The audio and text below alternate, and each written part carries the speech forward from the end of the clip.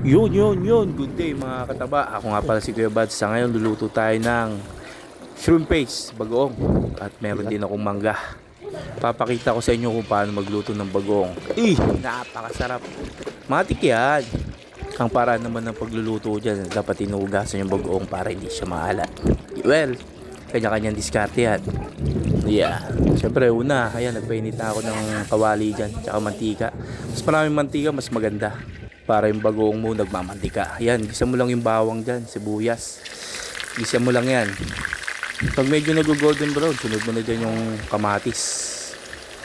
Yan ang mga sangkap niyan. Napakasarap niyan.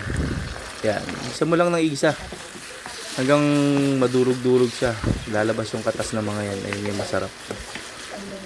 Bago mo ilagay yung bagoong. Bali naman yung bagoong na yan, hinugasan ko na yan. Kaya ayan, naka-strainer na. Pakasarap niyan. Igisa mo lang ng igisa. Siyempre, ayan yung hot sauce nga pala.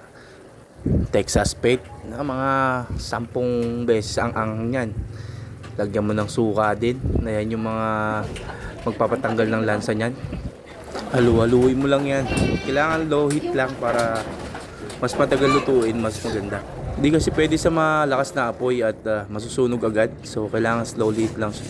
Halu-haluin mo lang yan. Maya-maya ilalagay na natin yung asukal. Ayan yung magpapaganda ng texture ng bagong natin.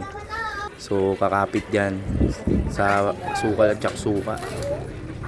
Ganyan lang yan. Tapos lutuin mo ulit sa mahinang apoy. Dire-diretso lang. Lutuin lang talaga yan sa mahinang apoy. Habang tumatagal, lalong gumaganda yung texture niyan. Gumahalo yung tamis, tsaka yung alat, tsaka yung asin. Ayan. Maraming salamat po. Please like, follow, and share. God bless you all. Thank you so much.